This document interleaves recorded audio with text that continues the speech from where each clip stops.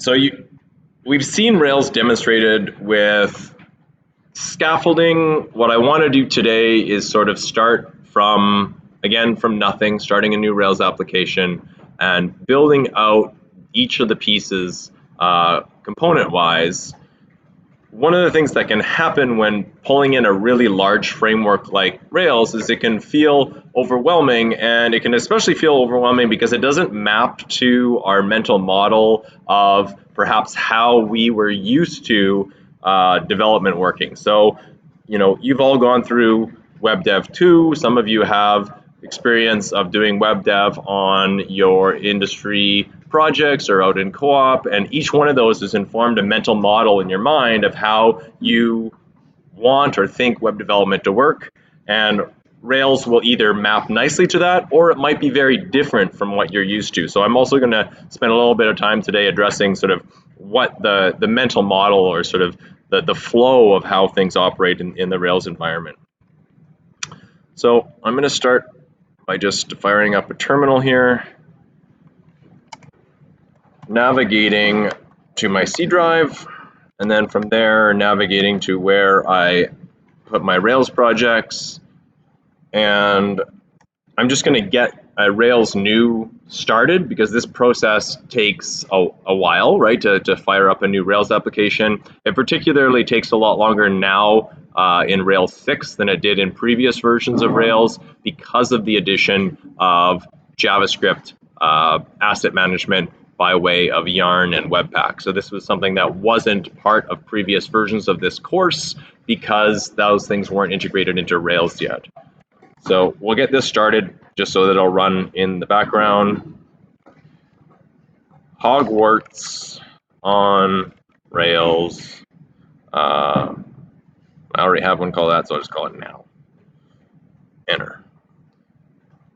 So we're going to take the fictional world of Harry Potter, and we're going to map it into a Rails application.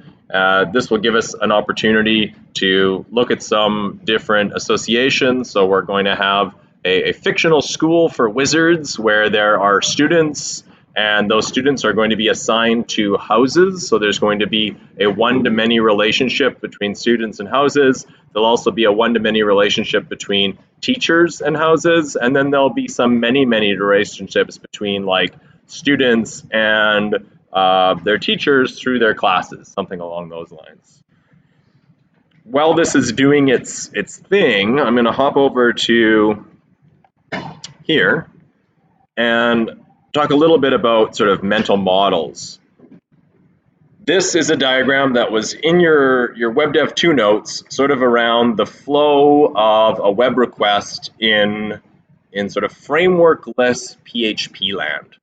And so on the left-hand side here, we have a computer running a web browser. On the right-hand side here, we have a web server that is hosting a website which is based on PHP running without a framework. And so a URL is entered into the browser. That request is made using the HTTP protocol. So it's going to be a GET request that's going to fire off here. The web server is going to receive that request. It's going to look for a particular file on the file system.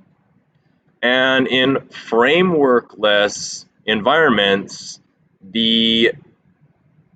whatever follows the domain name is going to be a path and a file name that physically exists on disk, right? So if we were going to like some nested folder and then pulling up like code.php, like everything after the domain, if this was frameworkless PHP, would represent a file system path to an actual file on disk, right? There would be here on the hard drive some nested folder that was some nested folder, and then there would be a code.php file. That file, if it was found, would then be handed off to a PHP interpreter. If it wasn't found, that's the point where the web server would throw a 404, right? So it's going to look on the file system, check to see if the file exists, check in those various nested paths if they were provided. Doesn't exist, throws a 404. It's the web server's responsibility to throw that 404 at that point. If it does exist, it's going to be handed off to a PHP interpreter if it ends in .php, and then that interpreter might do things like contact a SQL database, right? Anything that's going to be in that file that's wrapped in PHP tags is going to execute. Likely some data is going to be gathered up from a database, injected back into the HTML, and then at the end of the day, it's just an HTML document that's going to be delivered back to the end user. So that was our mental model of how we were thinking about the web in web development 2. Likely, if you were doing web work, either at industry project or out in co-op, you might have seen that there's other ways to work with the web. Like this is more of an old school server side model for how the web works. When we jump into a framework like Rails, it is going to look a little bit different. And so you've heard me talk about things like models and views and controllers and routing. Here's sort of the new conceptual model of how things are going to operate. The left-hand side of the picture is still effectively the same. There's still going to be a browser out there that's making an HTTP request to some server. That's still a thing, and it's not even shown here. I'm just showing the internet. So a URL-based request is coming into the server, but now what sort of sits after the server is much more complicated. It's not simply, does the file exist on disk, and if it does, run the PHP? We're no longer mapping the paths in the URL to the file system, right? That model is gone. So like my notes tool, like the thing that shows all of your notes in this course, it's a Rails application. But on my server, there is not like an S5 folder with a nested show folder and then some file called the number 40, right? So that conceptual mapping of URL path to file system, that goes away. What happens in its place is this portion of the URL goes to a routing system. And that routing system, either by way of a series of regular expressions or by way of Rails's built-in RESTful routing, will map the portions of the URL to some particular controller. So every Rails application is a collection of controllers. The routing system knows of all of those controllers, and it knows how to direct traffic based on URLs to particular controllers. And not even just to particular controllers, but particular actions within those controllers. If we're building a Rails website that is exclusively RESTful, then every controller is going to have 7 RESTful actions that can be mapped to by way of URLs.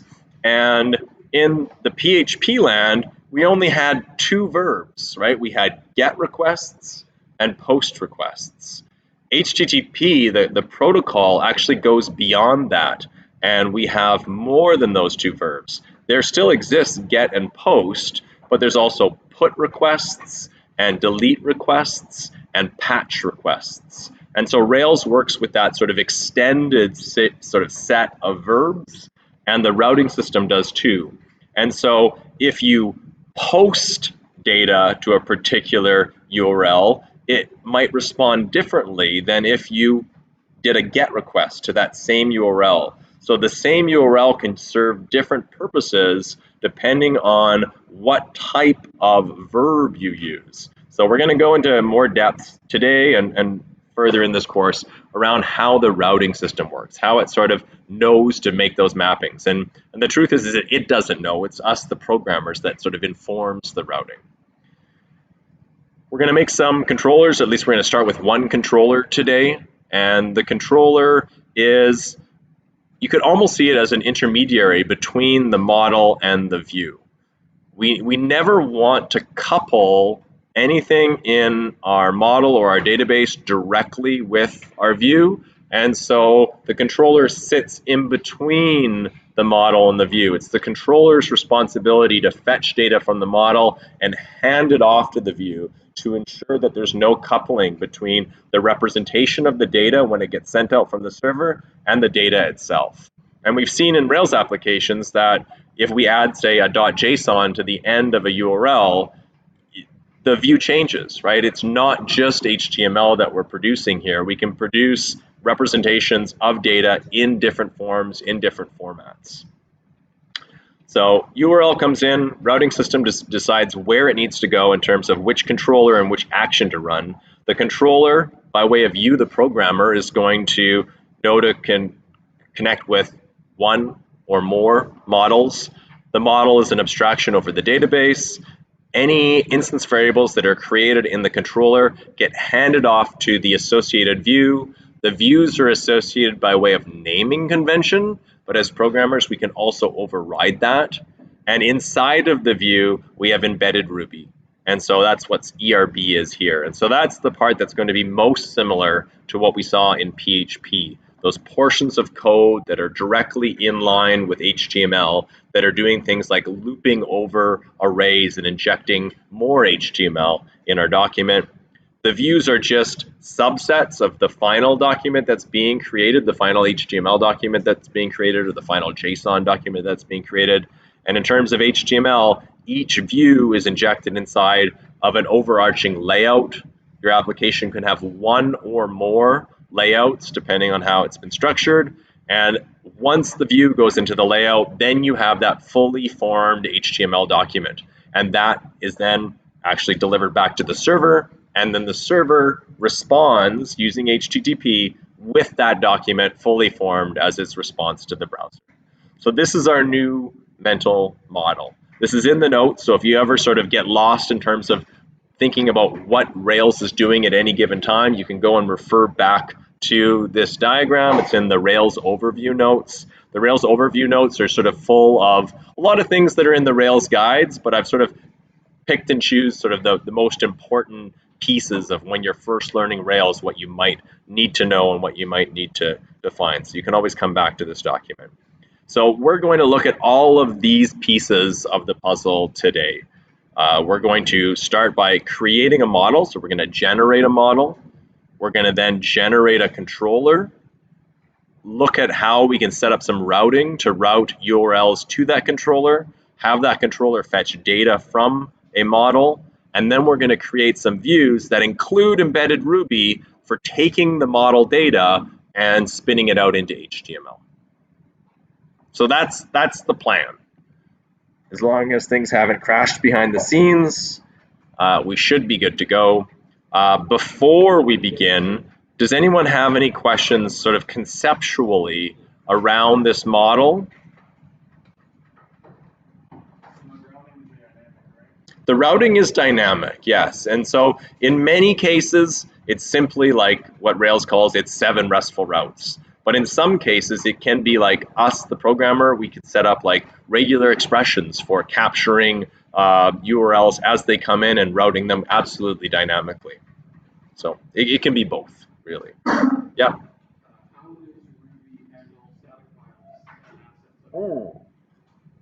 So not shown here is that you still get to fall back on this model, right? Because sometimes we do want to host static files. And there's actually multiple ways that this is done. So in any given Ruby application, if I go and add this new project to my workspace, so give me a moment here, mount C full stack, oh, not so far, Rails, and then it was Hogwarts. So in every Rails project, there is a public folder, and files that we put in that public folder, in a sense, they almost come before the routing system. And so if we put something in the public folder, the server will look there first. If it finds the file there, so that's where our standard 404 page lives, and our fave icon, so like the thing that gets displayed on our tabs. We can put any file we want in here. The server looks there first. If the file exists, it just serves it up and it doesn't even go to the routing system. And Rails can actually use that to implement a really great caching strategy. So you can actually dump out pre-rendered views as HTML, put them in that public folder, and as long as the data isn't changing, you can just serve up that static stuff instead of hitting the entire Rails stack in and of itself. So yeah, anything you put in this public folder will just be served.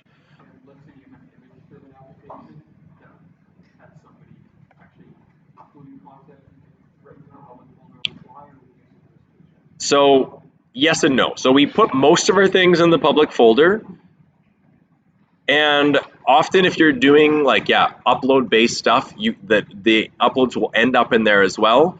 If though it's like images that are, like a header image or like images that are actually part of our application, they're going to go into the assets.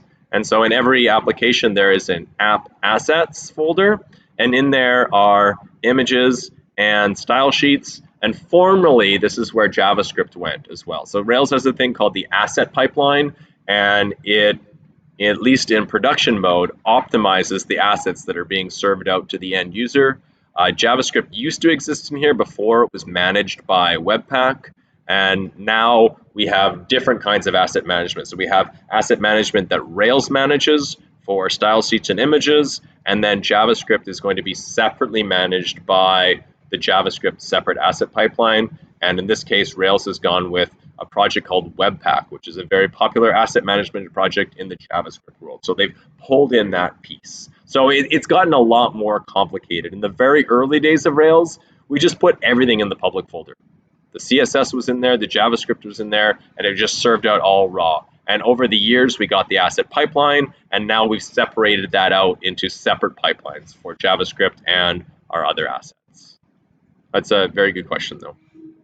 Any other sort of high-level conceptual questions before we dive in? Okay, and I can demo some of that stuff as well. So if we have time at the end today, we can drop some images into the asset folder, or put some things into the public folder and see them operate.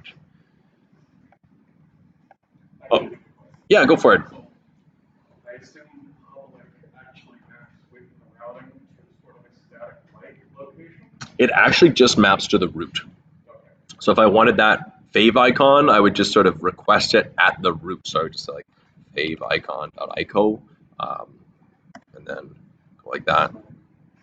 It's not a valid page, so it won't load it up. But yeah, so it just maps to the root.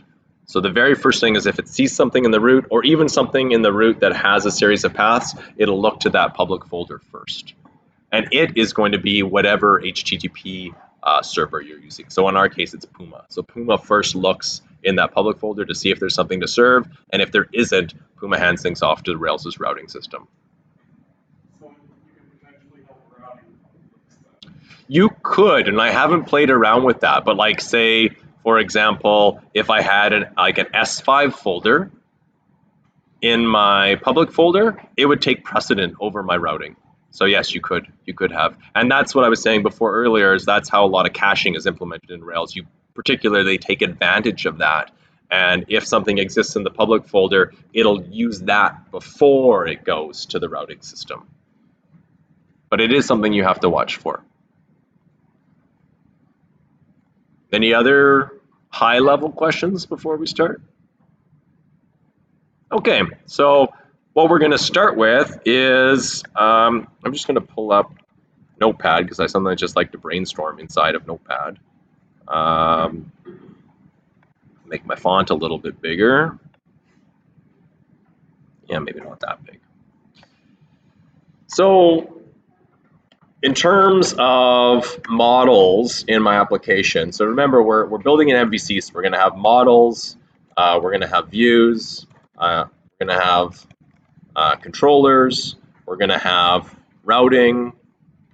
I tend to sort of think of them in this order. So M, R, C, V is sort of the order in which I think of things.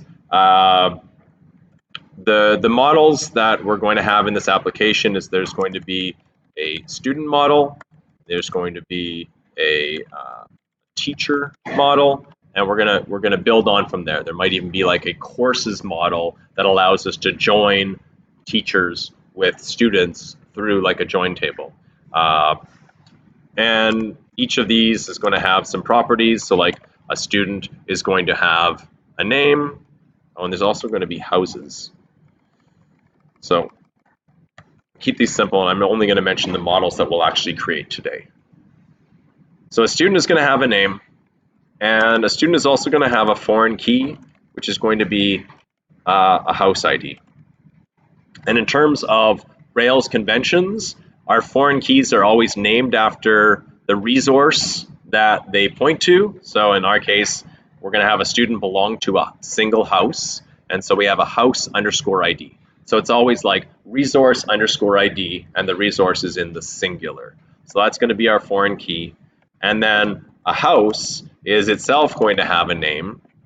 And at least in the Harry Potter universe, houses have points that accumulate with them. So students do things and then they win points for their houses.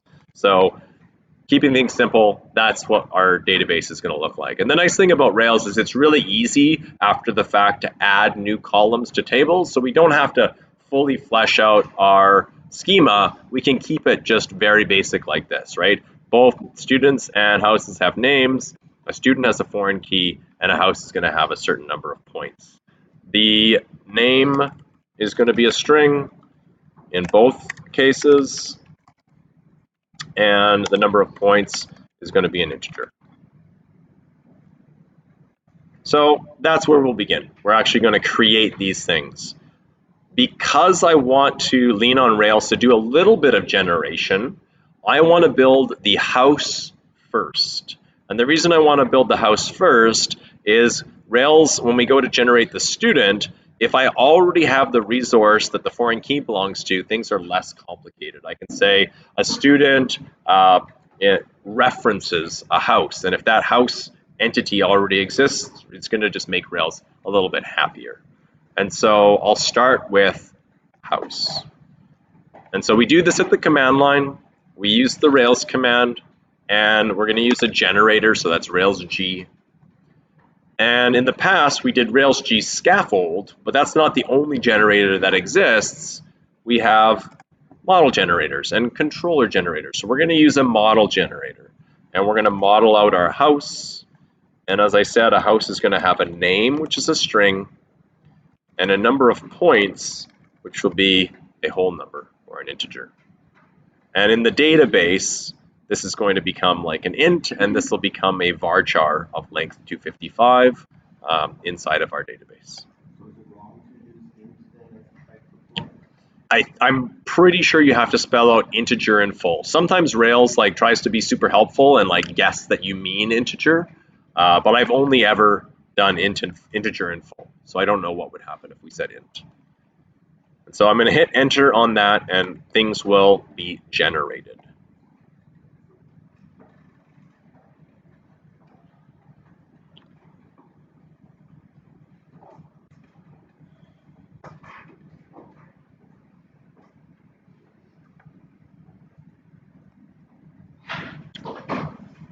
The other thing that I'm going to do, and I missed an opportunity to do it, is to capture step by step the things that I'm creating with version control. If you look over here, you can see this little indicator saying 95. This is VS Code's Git integration. If I click over here, it shows all of these changes. So VS Code is Git aware, and every Rails project comes already set up as a Git repository. So there's no need to run like Git init on this project. The Rails team has already made a bunch of decisions for you, and one of those decisions is that you're going to be using Git, right? And if that decision isn't true, well, you could just delete the .git folder. But in our case, we are using Git. So again, this is the idea of Rails and the core team trying to pick sane defaults for you so that you don't have to make these decisions yourself. So I can do like a git add dot. As I said, I missed one opportunity to initially commit just a vanilla Rails project and then commit the, I guess I could do it over here and not commit these things first. So I can stage all these changes over here, and then perhaps I could like unstage the house model and I'll just take two of them out. And so you don't have to worry about what I'm doing here. You could just do a git add for everything. I find now that I have like Git working through VS Code, I don't use Git as much at the command line. I just use it, just the baked in version in VS Code. So here I'll say vanilla Rails app. And then I will add these things in and say house model.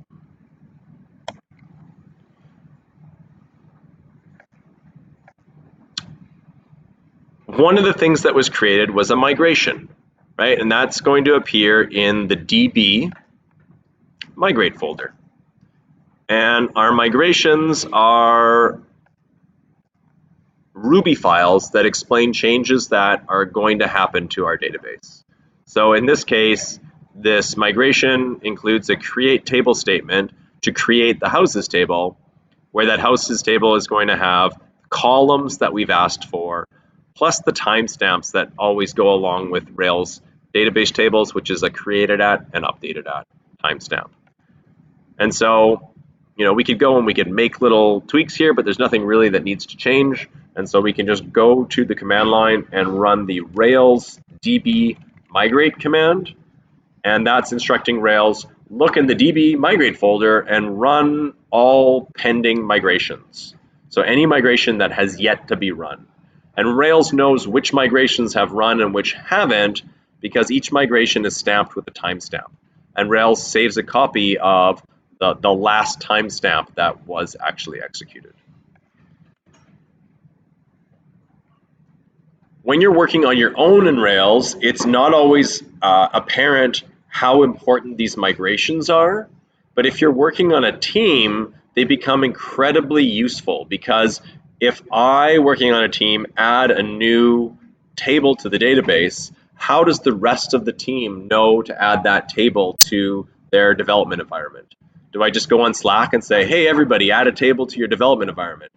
I could do that, but with a migration, I have something that I can check into the source code repository, push that up to GitHub, and the rest of the team can pull that migration down, run it, and we've aligned all of our databases. So for every change that we make to the database, we capture it in a migration, and that way those changes can be distributed out to the team and distributed up to the production system.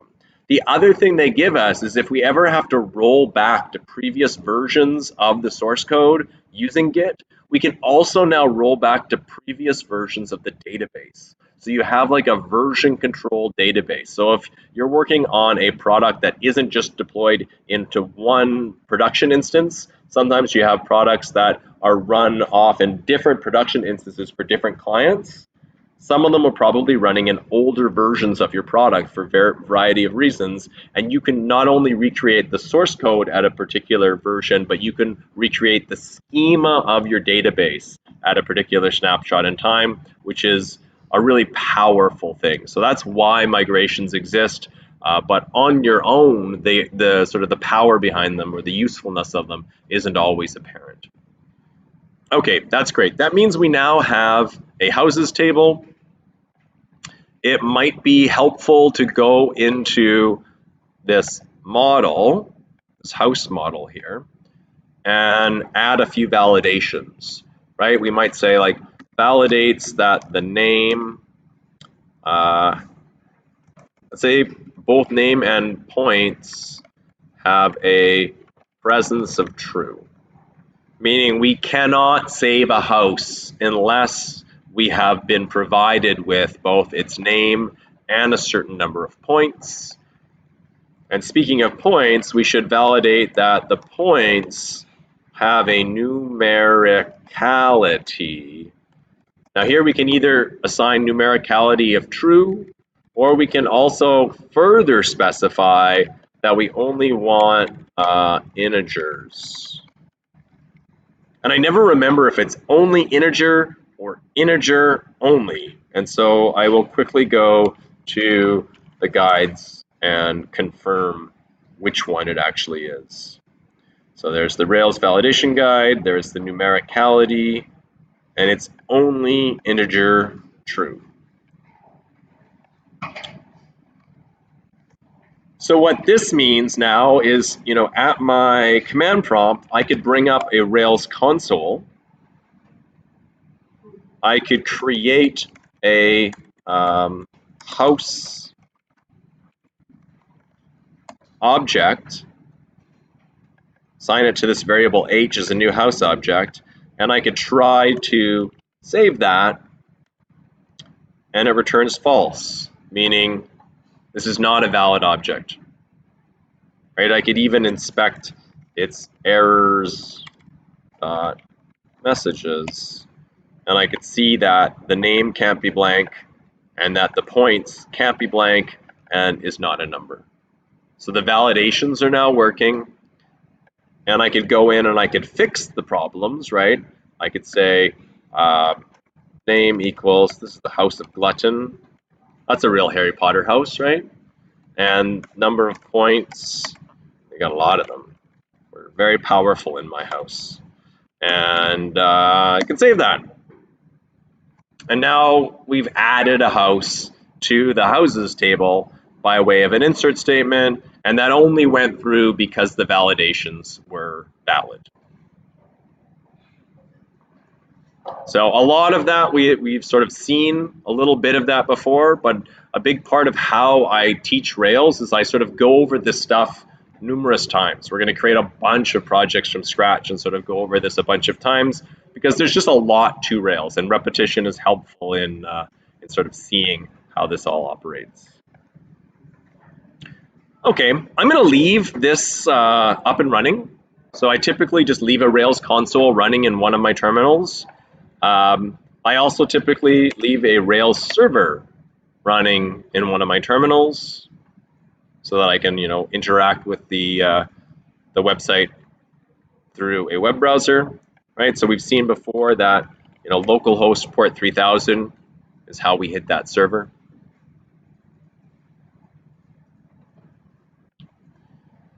And then I'm going to have a third terminal. So I'm typically running 3 open terminals when working in a Rails project. 4 if I'm also doing TDD. So if I'm doing testing, I'm going to have another terminal open that's constantly looking for changes in my files and running the associated tests that are tied to the files that have been changed. So here's one running the console, one running the server, and one waiting for more commands. And the next command I'm going to write is going to be the next generator. Before I do that, I'll just quickly capture the changes I made here to my house. And so I added validations to the house model.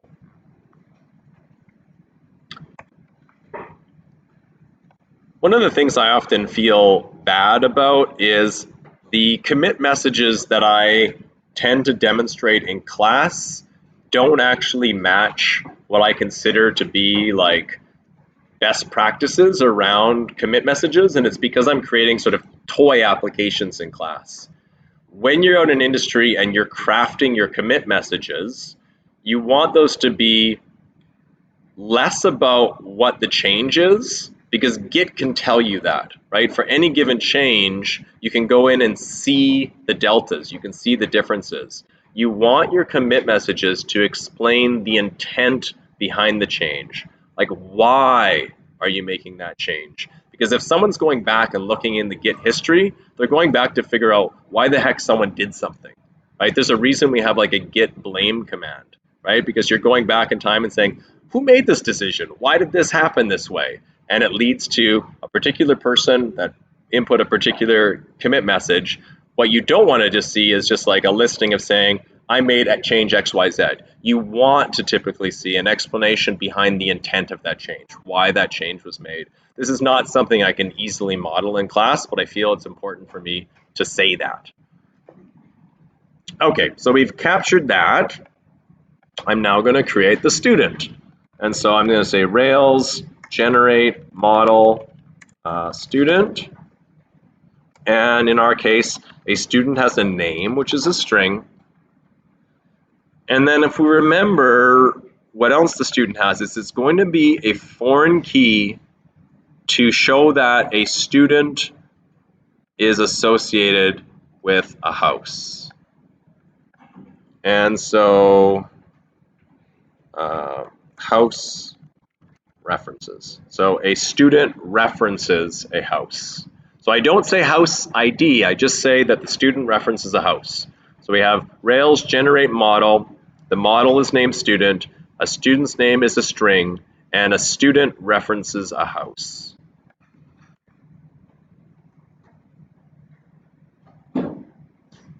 And again, we get some files generated, one of which is a migration.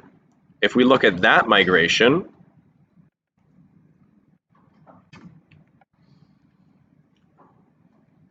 it's a create table, creating our students table. And you can see here, not only are we generating that name column, but here's the references. We can see it references a house. We're not going to allow null references, so we're not going to allow students to be created where there's no house associated, and it is a true foreign key. And so when this migration gets actually run, we're going to create those columns, but we're also going to create an index on the foreign key as well. So just like our last migration, we run it with Rails DB migrate. That's going to ignore the house migration that's in there because it's already run that, and it's just going to run this create student migration.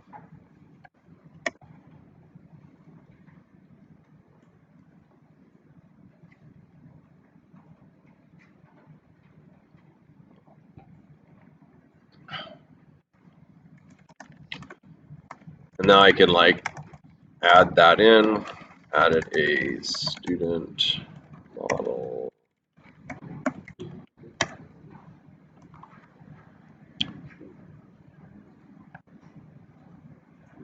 And my commit is now in place.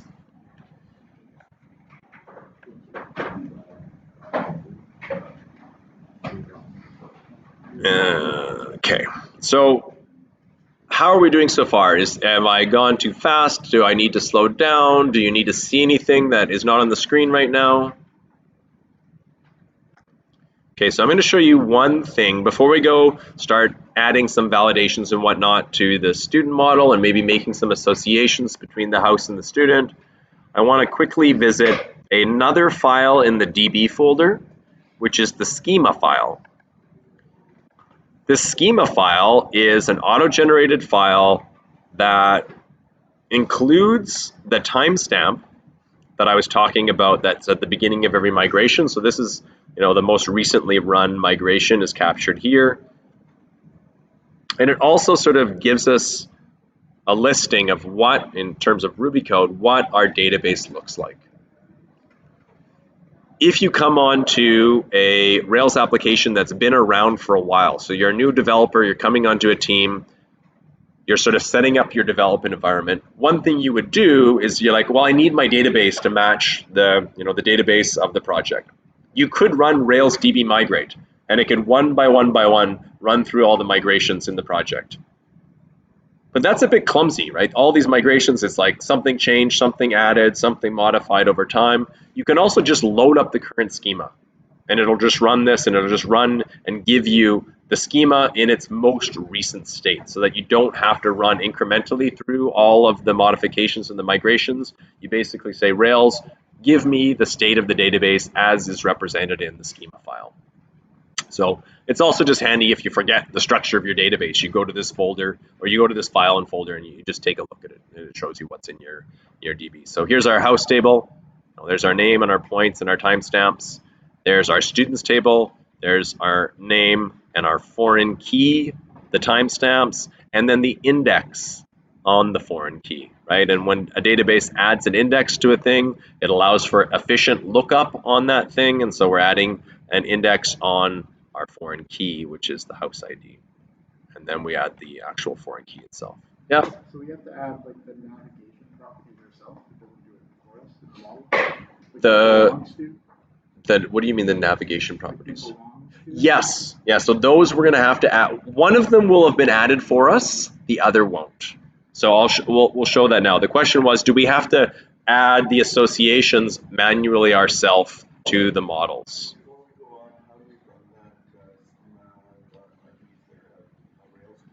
I think it's like Rails DB schema load, but off the top of my head, I'm not positive. It would probably be like Rails DB :schema :load, but that would be in one of our, probably in our like migration schema. Did I get it? Okay. I have some of Rails memorized, but not all of it. So let's open up both of our models. So they're both in the app models folder.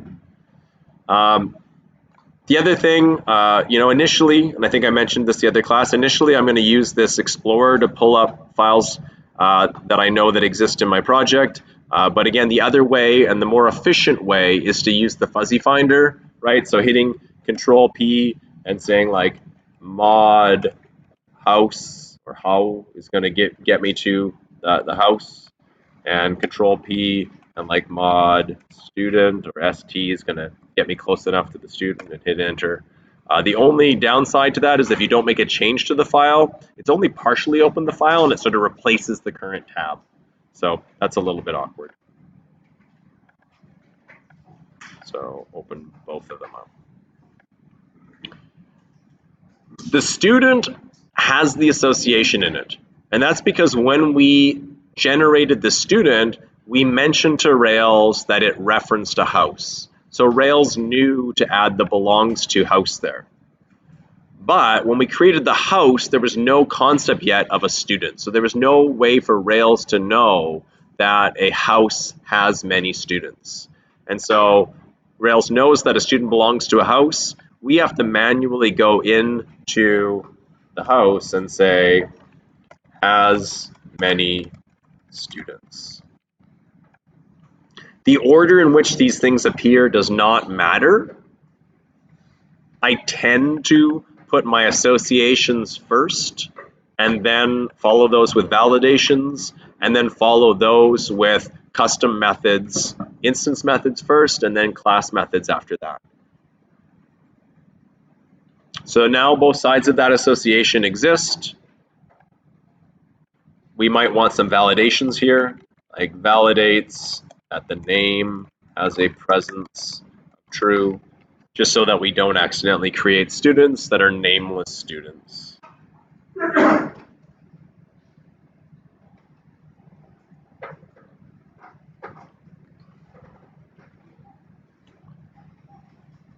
Those associations don't go in each direction. That's something you would kind of look at design time, I suppose, and decide when it's important to use that. Yeah, and so typically before I start any given Rails application, I've spent time modeling the database with an ERD, and that might be to various levels of rigor, right? It might just be me drawing on a whiteboard and just sort of mapping out some relationships, or it might be me actually creating like a full ERD, knowing full well that it'll likely change. Like that's one of the things that you'll all see in your Rails project is in the second project, the e-commerce project, I ask for an ERD up front, knowing full well that it'll change throughout the project, but just to get you thinking about the schema beforehand, and yeah, it will change over time. So if I go back to my terminal that's running a console, I can ask it to reload those models for me with just a reload exclamation mark statement. Otherwise, it's going to sort of be in the past before those associations even existed, or even before the student existed. And I can now create a house and see if I can create a student associated with that house, right? Or I already have a house, don't I? I have a house glutton, house.first glutton. And so I can grab that house. So I can grab house button is house.first. I now have access to a house object. I can go to that house object's students collection and I can create a student. So if I wanted Wally to be part of this house, I could say Wally equals house button.students.build. That's going to build an associated student. So it'll be a student that has a foreign key that references back into house glutton. House glutton has a primary key of 1, so Wally should get a student ID of 1 or an error. Oh, yeah, presence validator. It's like you need a name for your student. Of course I do. Name Wally button. And there is the student hasn't yet been persisted to the database, but the student has a name and there's that association. The foreign key has been set. I can then go to wally.save and I can now do things like wally.house.name, right? I can traverse those associations. So Glutton, or I can go to house glutton.students and see that I have a collection of students that includes Wally Glutton. Or even just house.gluttons.students.first.name and get Wally Glutton's name. Yeah.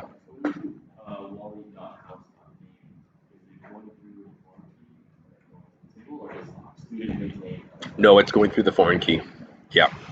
So if we look back at that, so this was like, it might have actually cached it here. So Rails also layers in a bunch of caching there. So if you notice when I did wally.house.name, it actually didn't even fire off any SQL. So at that point, it may have just gone from object to object and not hit the database. Rails tries to avoid the database when it has a cached thing already. So it's going to try to be smart about that.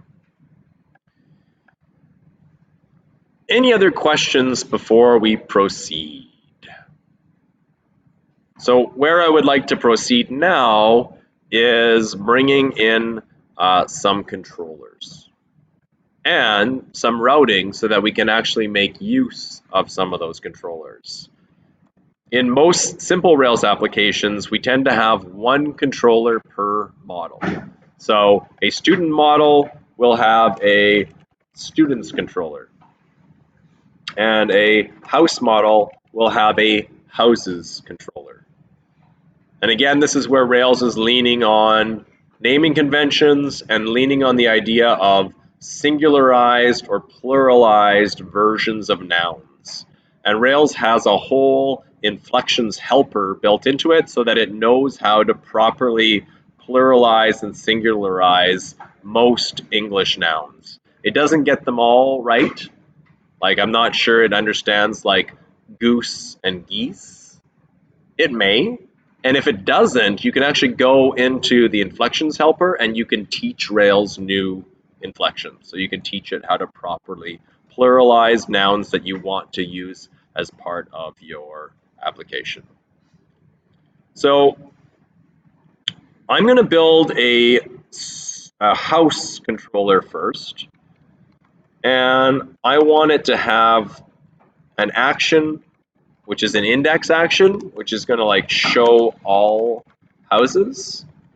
And then I wanted to have a show action, show one house by ID.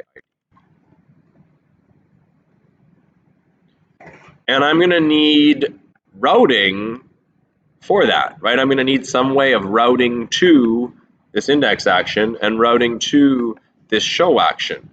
So I need there to be a route where a GET request to, for example, /houses, I want that to go to the houses controllers index action. Now this isn't any type of code here, this is just sort of me cobbling together a way of showing that a GET request to /house should map to, that's just like a little arrow.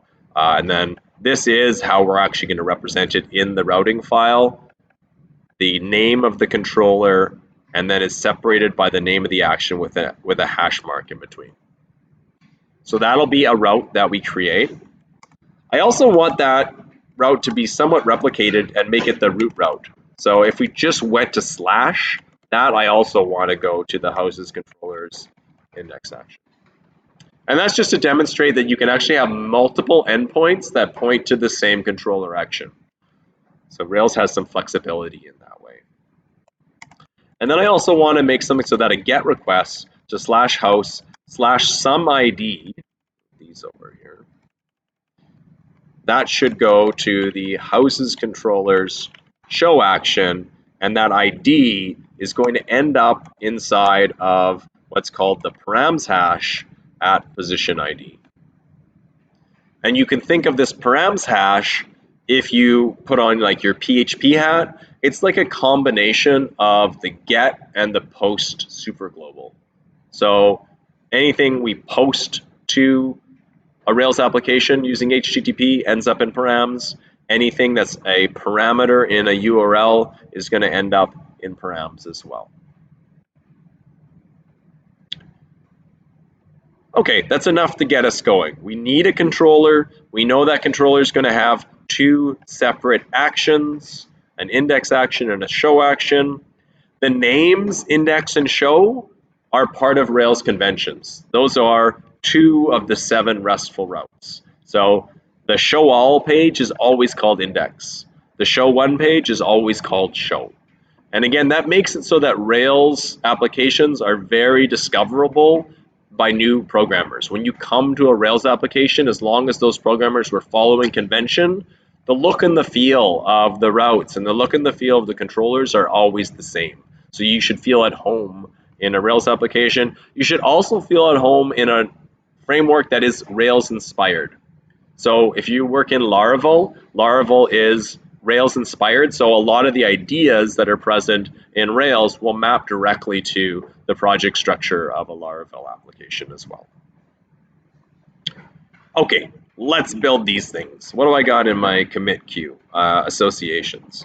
Added the host to student associations.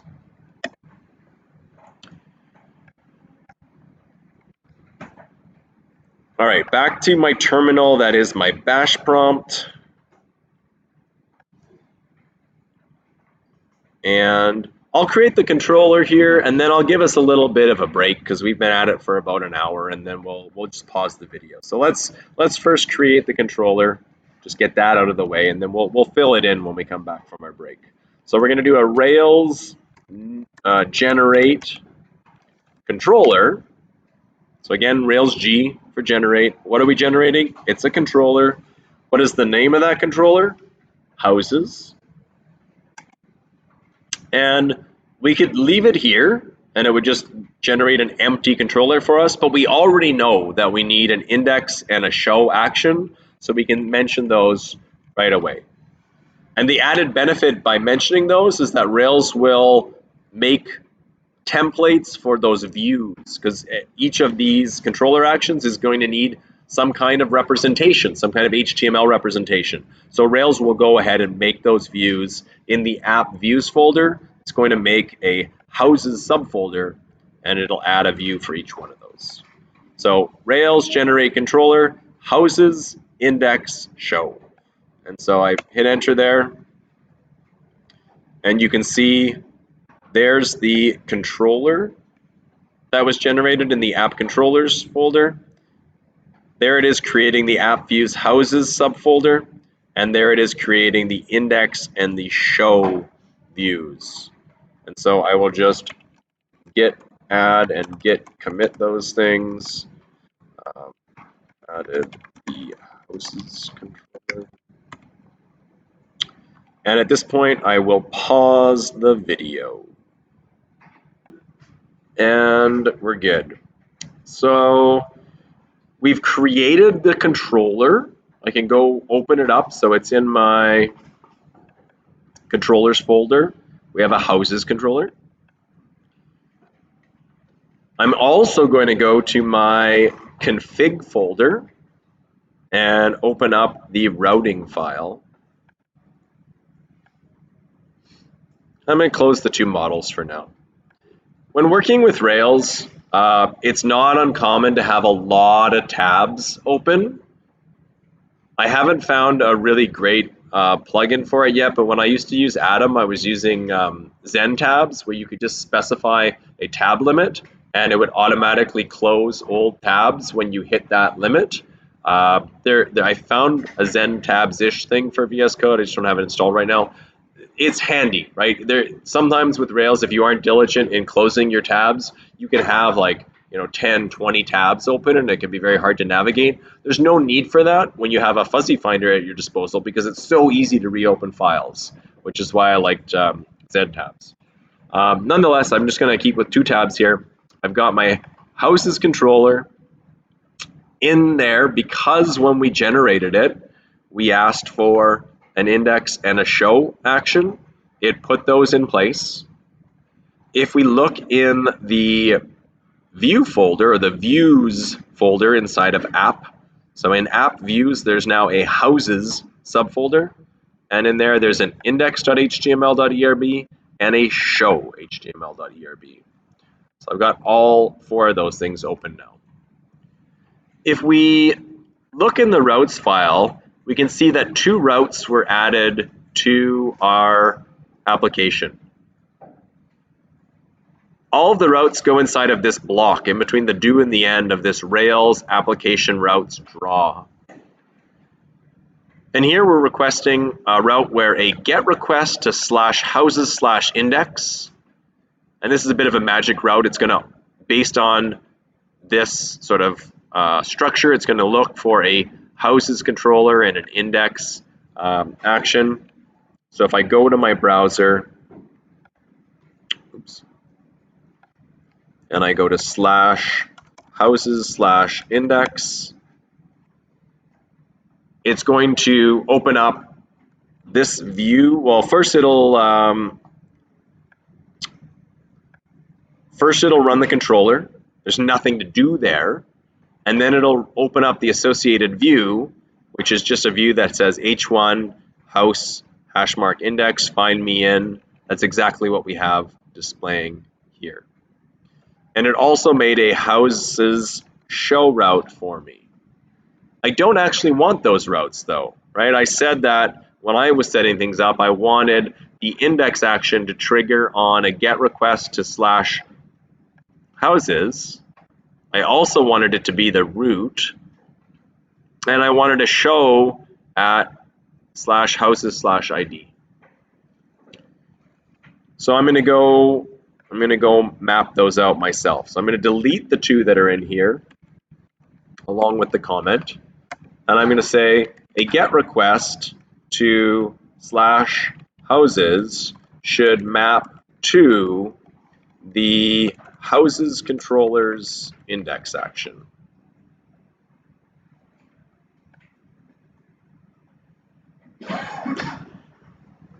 And the root should go to the same place.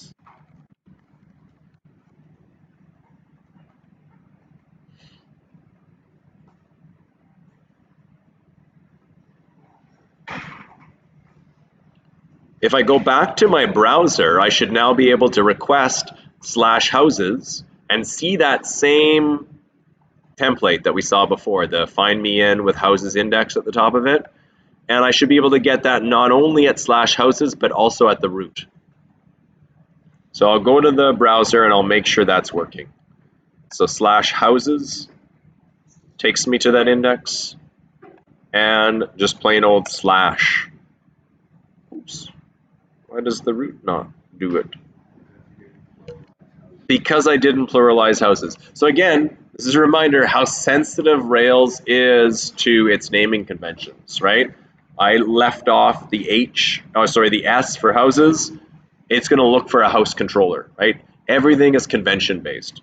Put that S into place, save the file, come back over here, and it works. Notice that when you make a routing error, you get to see the existing routes. There's a whole bunch of them that don't really concern us. They all have to do with like inbound and outbound mail, but the ones at the top are actually the ones that are part of our application. So that's a handy thing. Also, from the command line, we can ask like Rails for its routes, and it spits out like an ASCII version of that same listing. And there's all the mailing ones, but if you look at the top, it shows us the ones that we have. And then I also said that I wanted, when a get request came in to /houses/SOMEID, I wanted that to map to the houses show. And then I wanted that ID to be handed off to the params hash. So I'm going to go map that one out as well. I tend to put the root at the bottom, and so here I'm going to say a get request to /houses/SumID, and I just put it right in there like as if it's a placeholder symbol. And I want that to map to the houses controllers show. And further, I want to constrain ID to be a number. And so this is just in Ruby, you can write in regular expression literals, and they're inside of forward slashes, and /d is just like number. Oh, I have to put a plus there, so it's like any number of digits. So now if someone puts in a URL that is /houses followed by any number of digits, it'll go to houses show. That will trigger the show action, which will automatically load up this show view, and we should see houses # show at the top of the page. So I'm going to go try that out. Back to my browser, go to houses /some number, doesn't matter at this point what number it is, and I see show. And if I tried to put in something that's non-numeric like WAT, that doesn't match because of my regular expression constraint. So the routing is now in place, including the fact that this ID is going to be handed off into the params hash. That just happens automatically. So any parameter that you have inside of a route is just going to end up in the params hash. So all of our routes are now implemented, at least all the ones that we want to implement today. We now have to do a little bit of work on the controllers because the index action, once it's run, needs to load up all of the houses. And the show action, once it's run, needs to load up one house by ID. And then we also need to implement the associated views, right? Because we're going to have a app views houses index.html.erb that is going to list all houses. And we're going to have an app views houses show.html.erb that's going to list one house. So we have to implement both of those things. We're going to go to the controller, and the controller is going to talk to the model for us, right? So to show all houses, that is a house.all. Or maybe we want to show them in like alphabetical order by name. And to find one by ID, we're going to do a house.find, and we're going to take that number that we get from the params hash, and we're going to put it in there. So it's not going to be just 23. It's going to be params at position ID. Make this a bit bigger so that it doesn't scroll off the side. So that's what's actually going to go into those different controllers. Finding all houses, finding one house by ID. All right, I can commit my changes here. Added the index, show, and routes.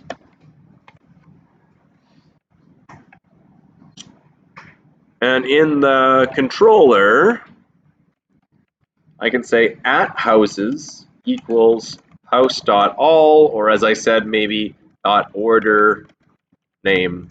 I'll start with all, and then we'll see it change when I add the ordering in. That's a nicer way of doing it.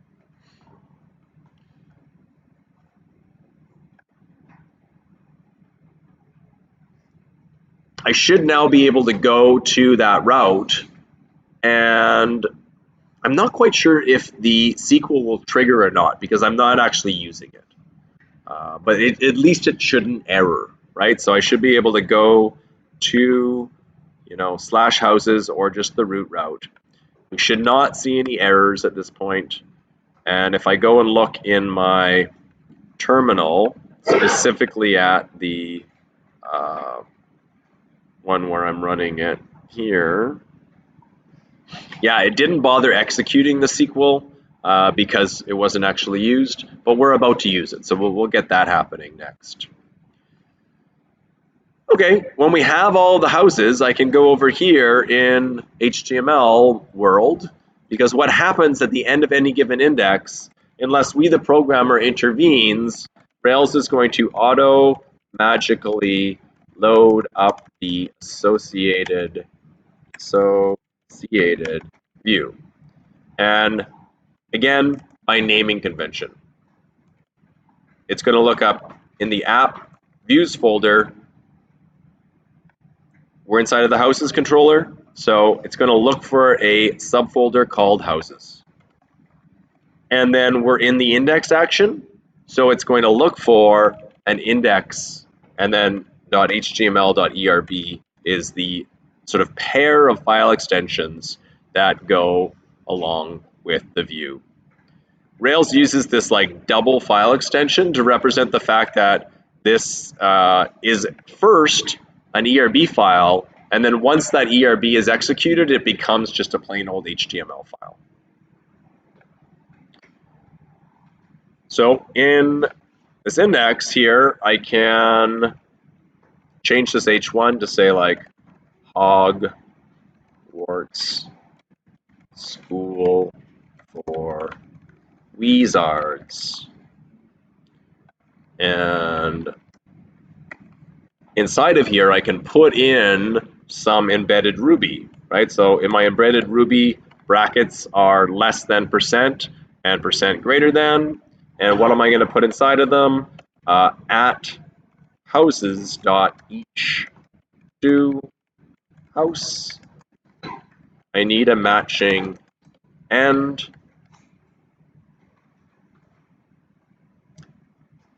If you haven't already installed the Rails plugin for VS Code, you're probably going to start seeing little underlines, squiggly underlines inside of your view, because by default, Visual Studio is going to assume that this is just HTML.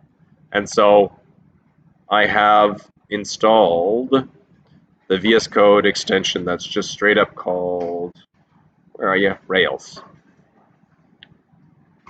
So you don't necessarily need to do that now, but if you're seeing sort of errors popping up inside of your HTML, that's why.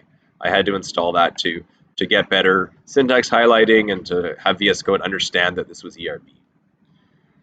And so for each house, I'm going to put an H2, and I'm going to echo out the house name, and then I'm going to close my H2.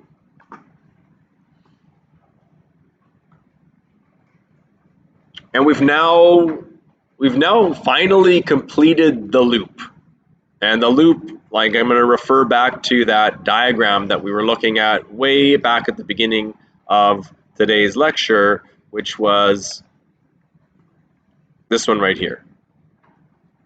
We've implemented the routing. It's going to a controller action. The controller is interacting with the model. It's handing that data off to the view. The view is using ERB to loop through the data, and then that view is going to be injected inside of a layout and sent back to the end user, right? Here's the routing that we're working with right now. That routes here to the controller, which loads up all the houses. The key thing to know is that all instance variables are shared with the view. So, and that's why our at houses variable is accessible over here inside of the view. And as long as everything works along the way, we should now be able to go to trigger that route and see houses. We only have one of them, but we should be able to see that house. So here I am. There it is. My one and only house.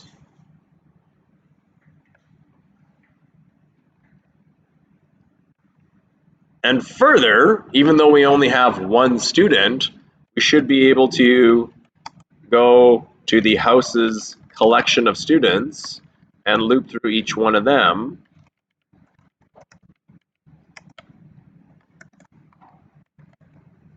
matching end. Maybe even putting all of that inside of a unordered list. That seems like a nice thing to do. And then echoing out the student's name. Let's fix that up. And fix that up. And then maybe here inside of a paragraph, I could say, this house has house dot points.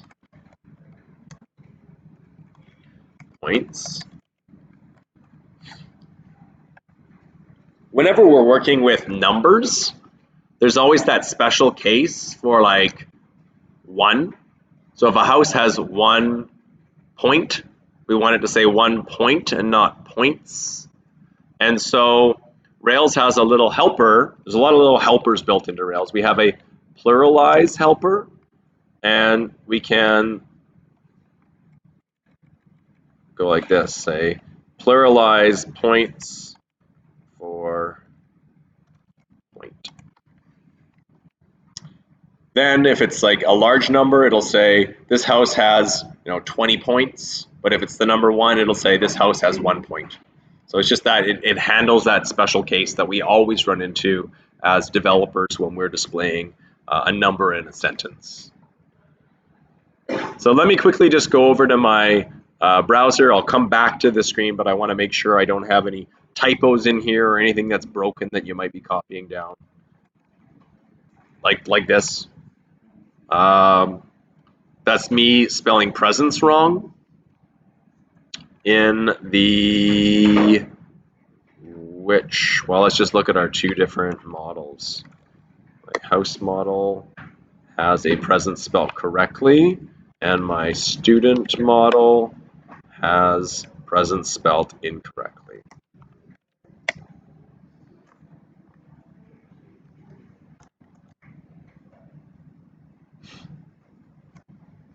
Things are working. Glutton is showing up. This house has a certain number of points. It's properly pluralizing the points. And then we see a list of students. There's only one of them, but we see that one student. I'll now go back. So if you typoed along with me, that's in the student model right there. But here's the code that led to all of that. So an outer loop looping through all the houses, echoing out the house's name, echoing out the pluralization of the house points, and then inside of an unordered list, looping over the house students and putting each one inside of an LI.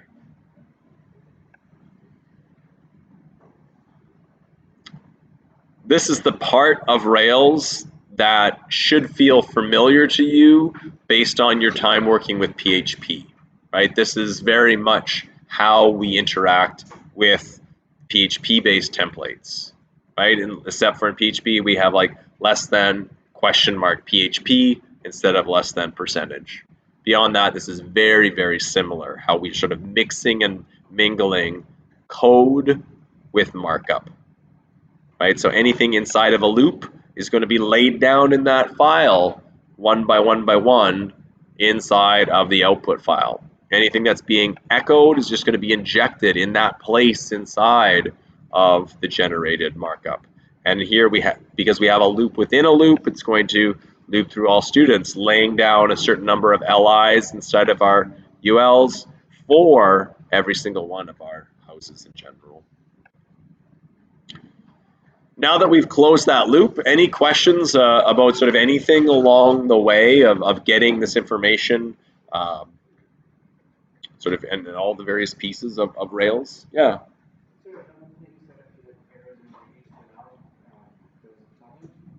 Yeah, so the plugin that I installed is just straight up the Rails plugin. So if you go into the extensions and you just search for Rails, the very first plugin is the one that you can install, and it will add ERB support to VS.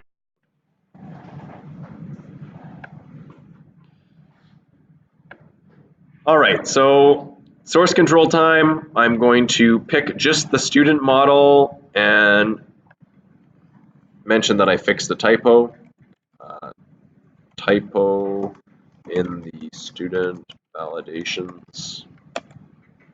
And then for the other changes here, implemented the index action and associated view, or the house's index action and associated view.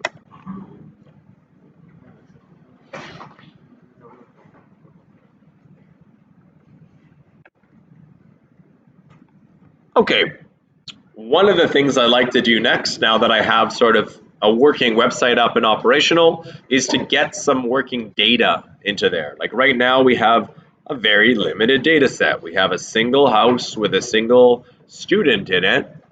This is where I typically bring Faker into the mix. Faker is that gem that generates fake data for us. And so that's what we're going to do next. I'm going to close down the tabs that I have open. And I'm going to open up the, I'm going to close some of these things. In the root of the project, I'm going to open up the gem file. I'm going to go to the development group within the gem file, and I'm going to add gem faker. If you look at the faker docs, they usually recommend like running against master, meaning like they'll recommend that you not only say gem faker, but you actually point to the faker repo and you point specifically to the master branch. That's if you want the absolute sort of bleeding edge version of faker. Sometimes that means that there's going to be bugs in it. So I tend to just use faker as like the most recent published version of the gem rather than the most recent version up on GitHub. And to bring that into my application, I have to go to my terminal and run bundle install. Bundle install parses that gem file and installs all the gems that I need.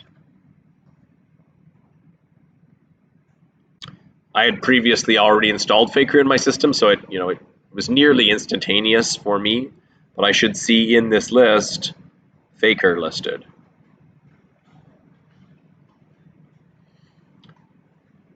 And so what I'd like is I'd like to create a script to populate the database tables that I have with semi-realistic fake data.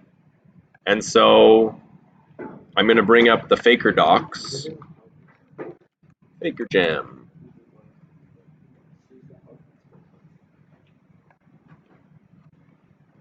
And inside of the Faker Gem, I know that there are Harry Potter modules, and I can get characters and I can get houses from those modules.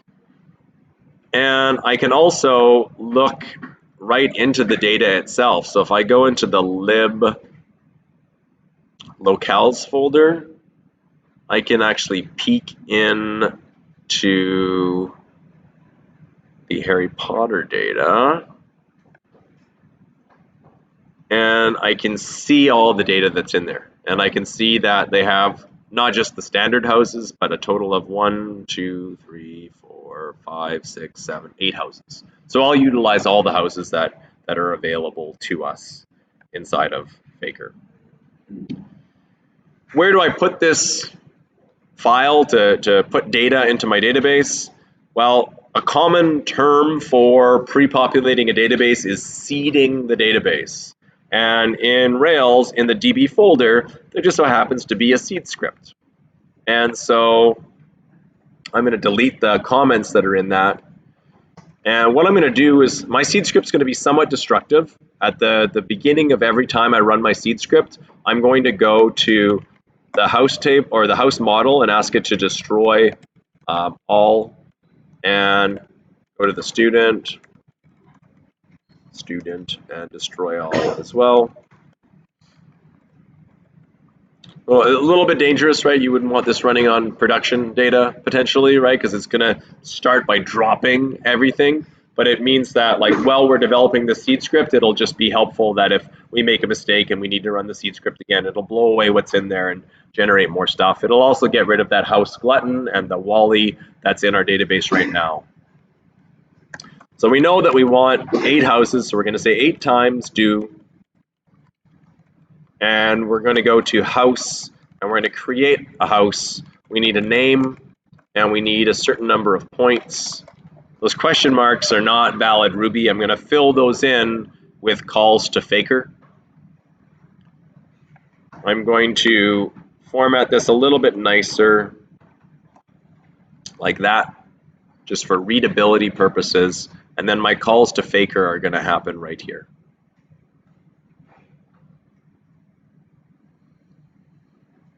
So if I go back here, I'll go back to my code in 1 second, but I wanted to copy and paste this whole thing here. So the name,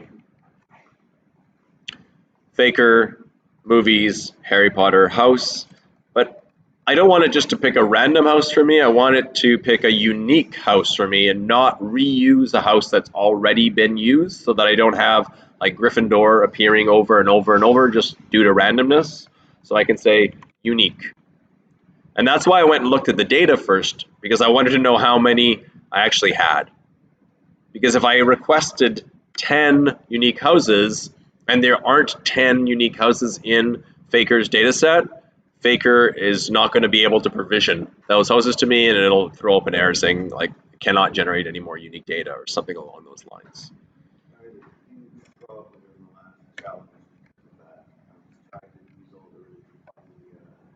And you ran out of data?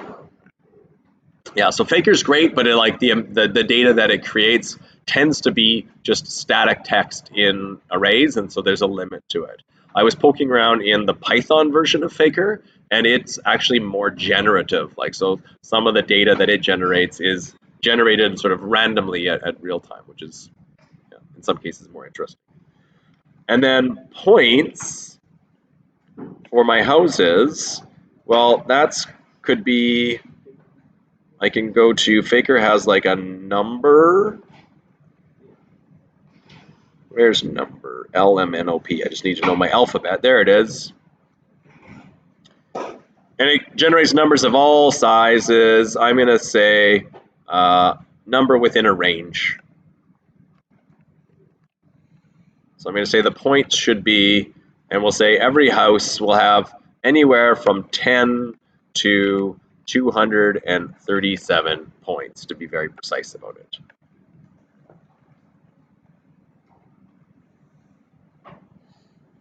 So if I ran this right now, I should get 10 houses.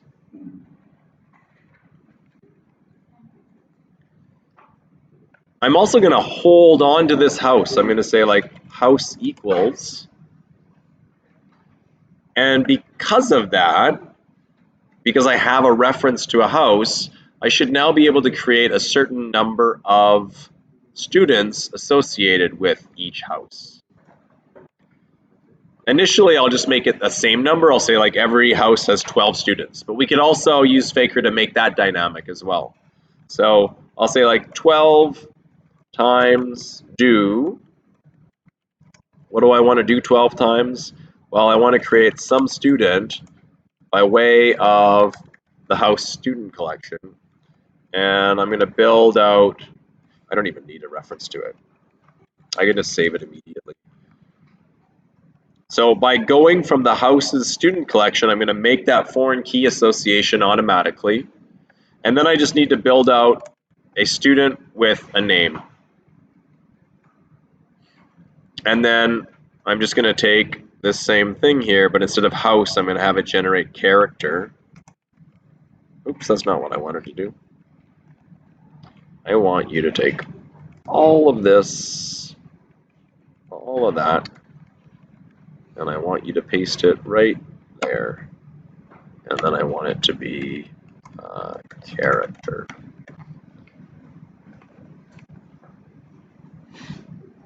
That's scrolling off my screen, and so I will do that, but only somewhat better. That's fine. And then I can do a dot save. Make that a bit more readable for you. Create 8 houses, give them names and points. Keep a reference to each house, and then create 12 students that are associated with each house. Give them a name and save them. This will be a little bit awkward, so if you're like a big Harry Potter fan, you might end up seeing some of the teachers end up being students in the houses. I apologize for that, but it'll be okay for just for our demonstration purposes here. So I'll save this script and we will try to run it. So how we run this script, we do so from the terminal. And so try to leave the script up like so. Rails db seed is how we run the seed script. One thing that you can't do, but that students always want to do, and you were doing this yesterday, is to go into the db folder and try to run like rubyseeds.rb. And that won't work because the whole Rails environment with access to active record isn't present. So we have to get Rails to run the seed script for us after the environment has been brought up. So Rails db seed does just that. It brings up our environment, loads up our models, and then runs the seed script in that context. The other thing I want to do at the end here, seed scripts typically have no output, so it'd be nice to sort of say, puts out saying like generated house.count houses and generated student.count students. And so after running this, we should see that there are 8 houses being generated and 8 times 12 students being generated. And so I will now run Rails db seed. We might also see an error if I've typoed something in the process. We'll see what pops out. Yeah, there's some kind of error. Foreign key constraint failed. Interesting. When did that happen? There might not be enough characters for you. Yeah. It also just might be immediately at the front here of the fact that I'm trying to destroy houses before destroying students, meaning that the foreign key constraint would fail right then, right? So if I destroy the students before the houses, I think that is actually the problem, right? Because one of the rules that we put in place around a student having a foreign key was that it couldn't be null. You couldn't be referencing a house that doesn't exist. So let's see if that was the problem.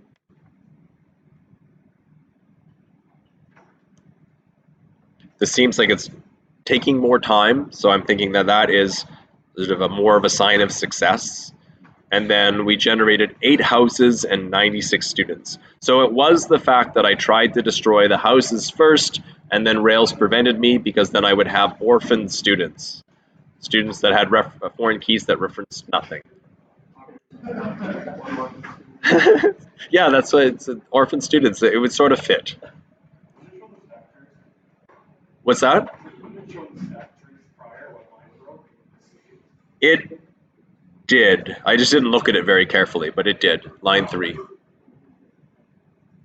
And so yes, and that's also a bit of an art, is like reading the stack traces that come out. It tends to be the line closest to the top is going to be closest to the code that you actually wrote. The stuff at the bottom is going to be stuff that's sort of in the guts of Rails. And so yes, I could have like easily seen that it was seeds. And the way we read this is it's the name of the file and then colon the line number is right there. So thanks, Michael. That's definitely a good way of debugging that. And now if we go back to our actual website, we see that we have populated data. Each house has a certain number of points. They're all fairly different. Each house has different students associated with it. And they should be unique at this point, because I think I added unique there. I did. So unique characters.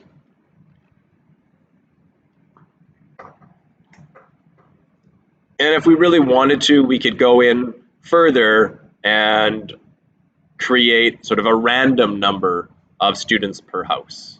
I won't bother implementing that right now, but it is something we could do, right? We could do that. The one thing to know though is that Faker always generates strings. So even if you asked for a number, it's going to give it back to you as a string, at which point you would have to convert it to a number with a .2i or a .2f. Faker assumes that its data is going to be consumed in a string-based manner.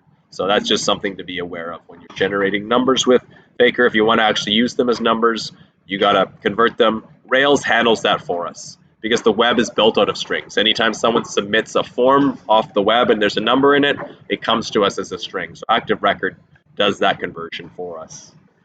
So I think that's a good place to leave things off for today. We will continue this tomorrow morning, bright and early, so we will have a class tomorrow morning.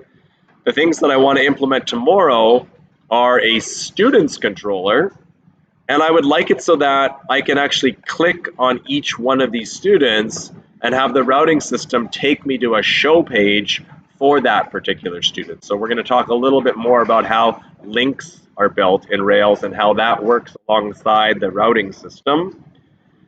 And so thank you very much for coming to class today and watching us implement the start of Hogwarts right as my voice is about to fail.